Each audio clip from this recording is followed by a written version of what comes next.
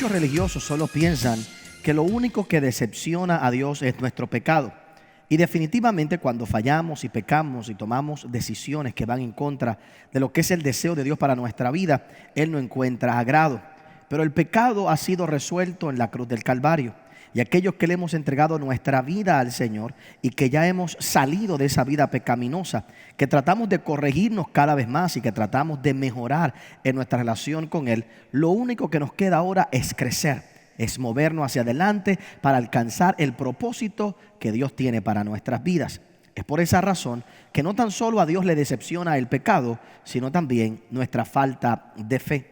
Una persona puede ser muy santa o muy buena, ¿verdad? Comportarse correctamente, moralmente, éticamente, pero si no está activando su fe, si lo hace únicamente por complacer, ¿verdad?, los deseos de los religiosos o los pensamientos de aquella gente que en algún momento dado lo han señalado y no está usando su fe para agradar a Dios, bueno, de la misma manera que ha pecado en algún momento dado, también decepcionó a Dios por no utilizar su fe.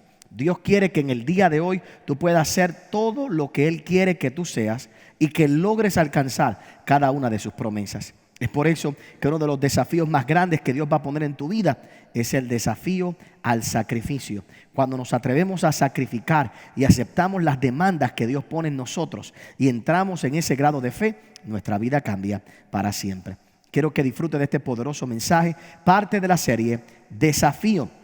Quiero que recibas este mensaje, que marque tu corazón de manera especial para que puedas alcanzar el destino que Dios tiene preparado para ti. Durante todo el programa, recuerda que puedes escribirnos a través de las redes sociales, puedes conectarte a través del Facebook, siempre estamos ahí pendientes de todos aquellos que nos escriben. También puedes marcar el número que aparece en tu pantalla, allí puedes llamar para oración, escribirnos a la dirección que también te va a salir durante todo el programa. Lo que queremos es que te mantengas en contacto con nosotros. Y aprovecho, si Dios lo pone en tu corazón, recuerda que tu semilla de fe es la que nos permite continuar predicando el Evangelio a miles de personas. Así que llámanos y déjanos saber que Dios ha puesto en tu corazón sembrar una semilla para que podamos continuar predicando este evangelio. Ahora espero que disfrutes este mensaje que se titula Desafío. Hemos estado trabajando con el concepto de lo que es desafío. Una de las razones por las que hemos estado trabajando con este concepto es porque entendemos que cuando una persona es desafiada, es retada, la persona, todos nosotros tenemos la experiencia de sacar de dentro de nosotros fuerzas que estaban, habilidades que estaban allí escondidas, pero que no había necesidad para ser manifestadas. Cuando somos retados, una cosa es ¿verdad?, la motivación de una meta, la motivación de una quizás resolución, quizás el tener un deseo, el tener una verdad, algo en particular que en un momento dado deseo. Pero otra cosa es cuando te retan a hacer algo. Cuando te retan a hacer algo, tú haces cosas que jamás pensaste que ibas a hacer. Comienzas a salir de tu interior una valentía, una fortaleza para alcanzar cosas que de otra manera no lo hubieras alcanzado. Yo te he mencionado en estos días que le leí hace un tiempo atrás de una dama que su niño quedó atrapado debajo de un automóvil y esta mujer, sin grúa, sin ¿verdad?, sin nada mecánico, nada, ella sola levantó el automóvil. Decía la noticia, ella levantó el automóvil para sacar a su hijo de allí. Las fuerzas siempre estuvieron, pero no estaba la motivación correcta para poder sacar esas fuerzas que habían dentro de ella. Los desafíos sacan de nosotros todas esas habilidades que han estado ocultas, escondidas, y podemos ver una dimensión de nosotros que de otra manera nunca la hubiéramos visto. Lo importante y poderoso es en la vida aprender a siempre como creyente estar en la posición de desafiar el mundo, desafiar los problemas, en vez de permitir que nos convirtamos en aquellos que son amenazados o desafiados. Elías estaba en el monte lleno de autoridad, lleno de poder, y mientras él desafiaba a los profetas de Baal, todo estaba bien. En el momento que él dejó de retar a los profetas de Baal y ahora se convierte en un hombre amenazado por Jezabel, termina en una cueva. El hombre que amenazaba, el hombre que desafiaba, termina encerrado, deprimido, única y exclusivamente porque ahora Él era el amenazado. Y cuando nosotros aprendemos a retar los problemas del mundo, los problemas que el mundo nos trae, aprendemos a retar las dificultades, comenzamos a declarar la palabra del Señor, Dios nos da autoridad. Ahora hemos comenzado a ver específicamente en estos días, luego, ¿verdad?, dar esa pequeña premisa, uno de los retos más poderosos que todos nosotros como creyentes vamos a tener, y son los retos a nuestro razonamiento, los retos a nuestra mente, el desafiar nuestra mente. No podemos obtener todo lo de Dios si no somos capaces de creer por encima de lo razonable. No podemos obtener toda la experiencia divina si nosotros no somos capaces de tener fe por encima de lo que es razonable. Y lo más triste de muchas personas es que sin darse cuenta, aún creyentes, cometen el error, cometen el error de razonarse fuera de sus milagros en vez de razonarse hacia el milagro.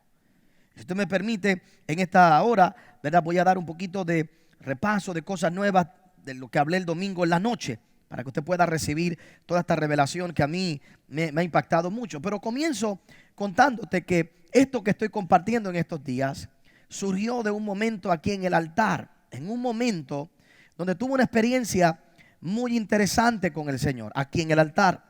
Yo trato de que los servicios sean bastante estructurados, ¿verdad? Usted llega aquí una hora y sabe a la hora que vamos a salir. Tratamos de acomodar para que podamos maximizar nuestro tiempo. Pero hace unas semanas atrás, en uno de los cultos, el servicio se extendió a más de 40, 50 minutos de lo normal. Eso es algo que en verdad no pasa aquí regularmente. Y me gusta que no pase así regularmente, porque cuando pasa, como pasó ese día, nadie se movió, nadie se fue, porque todo el mundo sabe que, ¿verdad?, era algo especial que estaba pasando. Y fue un momento donde el Señor comenzó a trabajar, no tan solo conmigo, sino con la iglesia en varias cosas.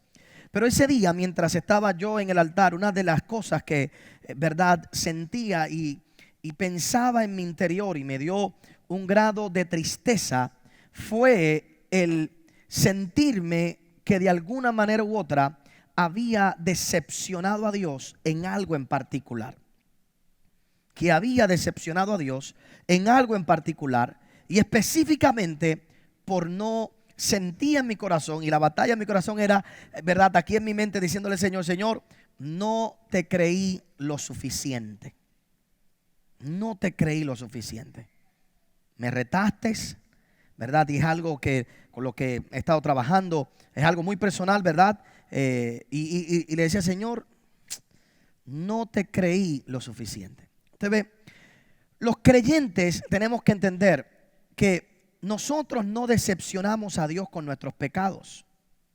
La gente piensa que lo más que decepciona a Dios de ti es tu pecado. Dios sabe de la pata que tú cojeas. Él fue el que te creó y te ama como quiera. Cuando tú tienes tus hijos, ¿verdad?, no te agrada que pequen. Tus hijos naturalmente no te agrada que cometan errores, no te agradan que se porten mal, pero tú no amas a tus hijos más o menos como de acuerdo a cómo ellos se comporten. Igual Dios sabe de la pata que tú cojeas, ¿verdad? Dios sabe de los errores que tú tienes. En la Biblia nunca hubo un requisito de ser perfecto para recibir un milagro. Nunca hubo un requisito de que tenía que ser una persona que caminara en total perfección para recibir algo de parte del Señor. El único requisito era creer. Por eso es que la mujer de flujo de sangre pudo recibir el milagro. Según el mundo, ella no podía tocar a Cristo, pero ella recibió el milagro. Según la tradición, la mujer sirofenicia no podía recibir su milagro, pero Cristo le dio el milagro porque ella creyó. Dios nunca buscó la condición o utilizó la condición natural del hombre y la inclinación que muchas veces tenemos quizás hacia el pecado para limitar el milagro que cualquier persona podía creer. Dios es capaz de mirar por encima del pecado. Es más, Él no ve tu pecado, lo que ve es la sangre de Cristo sobre tu vida. Se dice en una ocasión que Martín Lutero, el enemigo Satanás, se le apareció a él en su cuarto y comenzó a hablarle de todos sus pecados. Y dicen la historia que Martín Lutero, el diablo, le escribió en una pared todos los pecados que él había cometido y que al diablo lo estaba acusando. y acusando y acusando. Y Martín Lutero se paró de su cama y cogió en aquellos tiempos, usted sabe que se escribía con esta tinta, y él tenía un tintero de tinta roja. Y dicen que cogió esa tinta y la tiró contra la pared y le dijo al diablo: eso es lo que Dios ve ahora. Todos mis pecados borrados por la sangre de Cristo. Y esa noche durmió en paz por la libertad de su mente. O sea, que en nuestro interior tenemos que ver eso. Pero ¿por qué te doy toda esta explicación? Porque a veces como creyentes nuestro máximo estándar de vida es una vida moral perfecta. Y pensamos que lo que le va a agradar a Dios es nuestra vida moral perfecta. Y no estoy diciendo con esto que usted se vaya a pecar. Lo que estoy diciendo es que hay gente en la iglesia que es verdad. No estás pecando como pecabas antes, pero estás pecando de otra manera. ¿Y cuál es la manera que pecamos hoy? Cuando no tenemos fe. Y la decepción más grande de Dios no es cuando tú cometes un error. La más grande decepción es cuando tú no le crees lo suficiente. La Biblia dice que sin fe es imposible agradar a Dios. Así que tú puedes vivir una vida de un santo y no hacer nada malo, pero si no tienes fe, tu vida no le agrada. Si no estás creyendo por algo, tu vida no le agrada. Y ese día, mientras estaba aquí yo en el altar, lo que sentía en mi corazón era: Señor, a lo mejor en ese aspecto, en esa área, en algo en particular, no te creí lo suficiente. Y yo no sé, ¿verdad? Para mí fue una experiencia muy poderosa porque es un momento de uno confrontarse con uno mismo. Es decir: Señor, jamás volveré a estar en esa posición. Hoy más que nunca te voy a creer, te voy a creer, te voy a creer, te voy a creer. Y mira cómo lo dice el libro de Hebreos capítulo 11, el verso 17. El verso 17 dice: por la fe Abraham, cuando fue probado. Esa palabra probado en el original es bien interesante porque quiere decir, no es poner meramente a prueba para, ¿verdad? Para tratar de quizás, ¿cómo lo puedo decir? De provocar a alguien y provocar que quizás pueda fallar. No es eso. Cuando usted busca en el original, lo que dice es, la palabra en inglés es escrutinio. Lo que Dios estaba haciendo era escudriñando, era buscando, era que Abraham buscara dentro de él, escudriñara dentro de él cuál era la fe. Estaba tratando de sacar todo lo que podía haber negativo. Y mira lo que dice, por la fe Abraham, en el verso 17, por la fe Abraham, cuando fue probado, ofreció a Isaac. Y el que había recibido las promesas ofrecía su unigénito, habiéndosele dicho: en Isaac te será llamada descendencia. Y mira el verso 19, pensando que Dios es ¿qué? Poderoso para levantar aún de entre los muertos, de donde en sentido figurado también lo volvió a recibir. Diga conmigo esta frase: la fe, vamos, dígalo más fuerte que se oiga, la fe piensa. Mira el que está, tú lo dile: la fe, díselo, la fe piensa. Hay gente que piensa que la fe no piensa. Hay gente que piensa que la fe es un estado donde no pensamos. Pero la fe piensa. La fe piensa.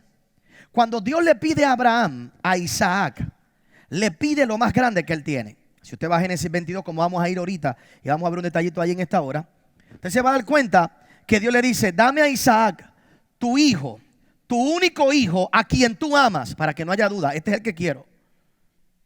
Le aclara.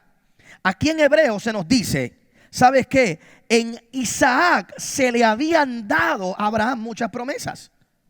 Si lo ponemos en tiempos modernos, en este tiempo, todos los que estamos aquí, cada vez que usted tiene un dólar, todo dólar que usted tiene en su bolsillo, usted le tiene nombre y apellido. Y si usted tiene esposa y usted no le tiene nombre y apellido, su esposa ya lo tiene gastado, ¿verdad? Y si no, su esposa no lo tiene gastado, sus hijos lo tienen gastado.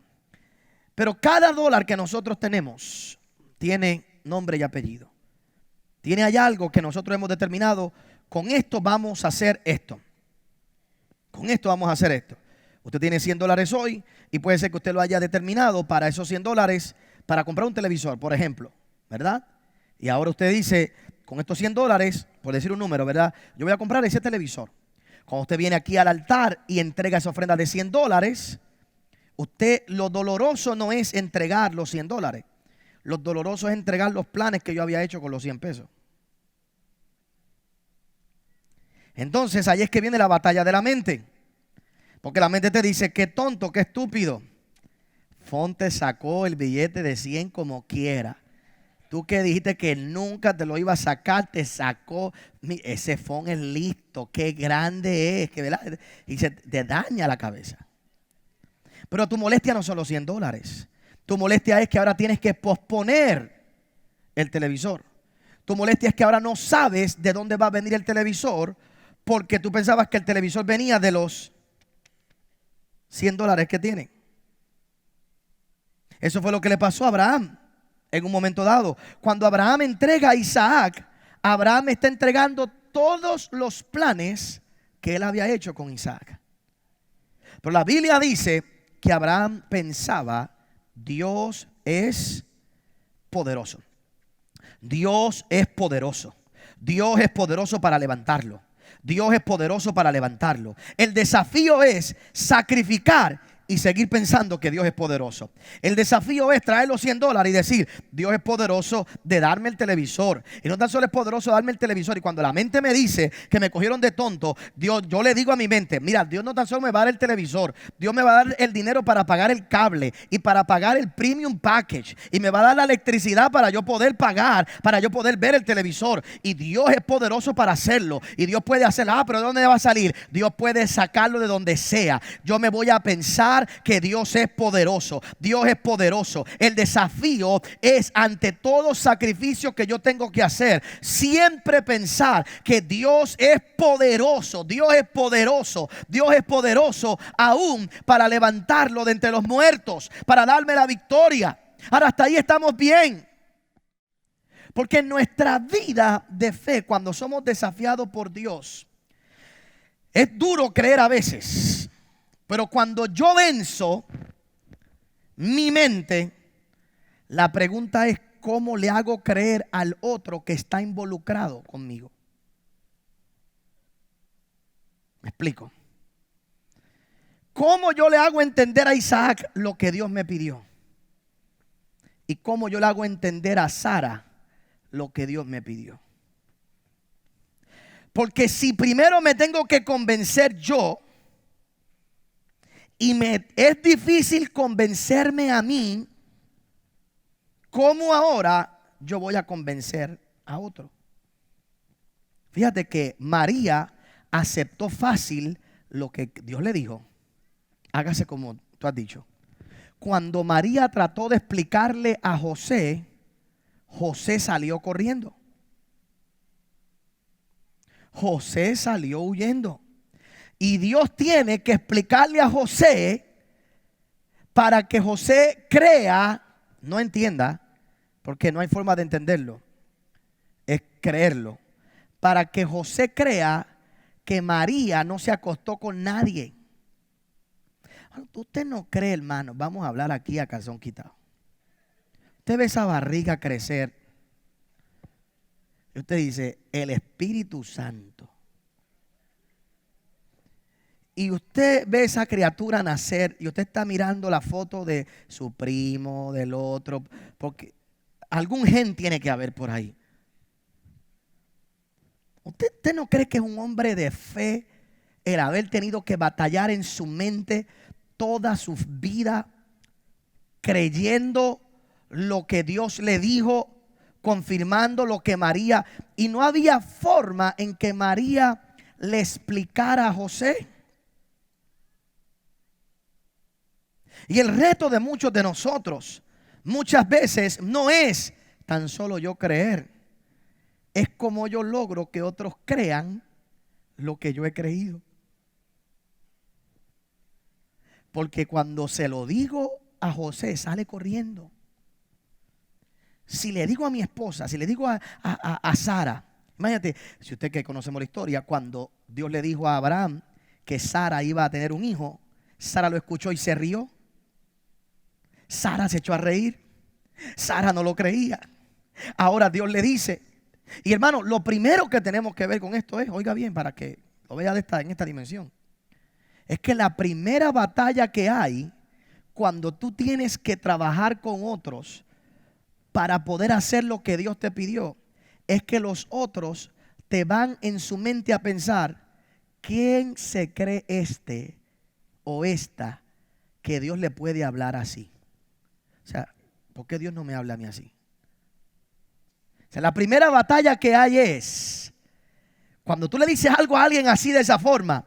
La primera batalla que ellos tienen es, ¿qué tú te crees? O sea, ¿por qué tú te crees que Dios te habla a ti? O sea, ¿tú te crees que Dios te habla a ti así? O sea, que tú quieres que yo coja por sentado que Dios te habla a ti así y a mí no. Y la primera batalla que hay es esa. Que entonces la otra persona piensa que yo me creo más porque simplemente, por eso es que te dicen, es que tú todo es espiritual, tú todo es espiritual, tú todo es de esto. ¿Qué tú te crees que tú tienes una conexión allá arriba directa? ¿No le ha pasado a usted así? ¿No ha tenido usted esa situación? Y el reto muchas veces ante las cosas que Dios nos pide es cómo, no tan solo cómo yo convenzo mi mente, sino cómo yo aprendo a actuar y a trabajar con aquellos que están a mi alrededor.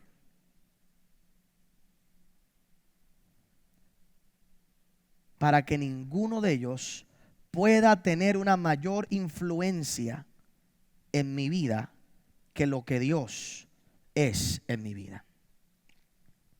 Cuando Dios le pide a Abraham a Isaac, lo primero que hace Abraham es que no le dice nada a Sara. Usted va a la historia y vaya conmigo ahí a Génesis 22. Vaya rapidito ahí conmigo, Génesis 22. Lo primero es que Abraham no le dice nada a Sara. ¿Usted se imagina lo que hubiera pasado en ese momento? La batalla que hubiera habido. Pero ¿cómo va a ser? Dios no te puede pedir a otro. Dios no puede aceptar un becerrito. Dios no puede aceptar otra cosa. Dios no puede aceptar a alguien. Tiene que ser el único. El que yo tuve cuando era vieja. Tiene que ser este. ¿Usted se imagina la batalla? Y usted se imagina tener el esfuerzo o el sacrificio que Dios quiere que tú hagas. Va en diferentes áreas o diferentes direcciones. ¿Qué puedo decir con eso? Bueno, el primer sacrificio que tenemos que hacer es dejar nuestra vieja vida. Es dejar esas viejas amistades, es dejar ese pasado, ese ayer, esos errores que hemos cometido en el ayer y entregarnos a Él completamente y pedirle que Él restaure nuestro corazón, que cambie los deseos de nuestro corazón. Por esa razón, que la invitación más importante que yo puedo hacerte en el día de hoy es que tú le entregues tu vida a Cristo, que renuncies a tu vieja vida y le permitas a Él transformar todo tu ser. ¿Qué tienes que hacer? Bueno, esto comienza con una simple oración. Primeramente, repetir estas palabras conmigo. Señor Jesús, en esta hora te entrego mi vida y declaro que Jesucristo es mi Señor, que Él vino y murió por mí en la cruz del Calvario y resucitó y me ha dado vida y vida en abundancia. Creo que soy una nueva criatura en Cristo Jesús. Si tú acabas de hacer esa oración, te felicito. La próxima decisión que tienes que tomar en esta hora es una buena iglesia donde asistir, que te puedan ayudar a crecer, a madurar en el Señor, para que puedas alcanzar la plenitud de la madurez de todo un cristiano y puedas también ayudar a otros a su vida, convertirse, entregarle su corazón al Señor y que puedan también ser transformados por causa de lo que Dios está haciendo contigo. Me despido en el día de hoy recordándote que todavía puedes marcar el número que aparece en tu pantalla. Puedes llamarnos, comunicarte con nosotros, también escribirnos a través del correo electrónico, a través del correo del servicio postal. Queremos saber de ti. Queremos mantenernos en contacto contigo y creerle a Dios por ese milagro que tanto tú estás esperando. Recuerda que también tienes la oportunidad a través del internet, a través del teléfono, llamar y sembrar una semilla de fe. Esa semilla nos permite a nosotros continuar predicando el evangelio, llegando a miles de personas y transformar las vidas para que puedan alcanzar el destino que Dios le ha prometido. Si Dios lo pone en tu corazón, ve ahora al internet y siembra tu semilla de fe. Participa con nosotros y yo declaro que en el nombre de Jesús, esa semilla Dios la va a multiplicar en el nombre poderoso de Jesús.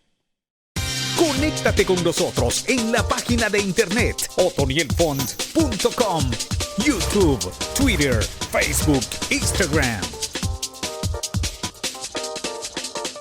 Gracias por haber acompañado al pastor Otoniel Font. Si este mensaje ha sido de bendición a tu vida, puedes obtenerlo llamando al número que aparece en pantalla. También puedes hacerlo accediendo a nuestra página en internet www.otonielfont.com. Te esperamos en la próxima edición del pastor Otoniel Font.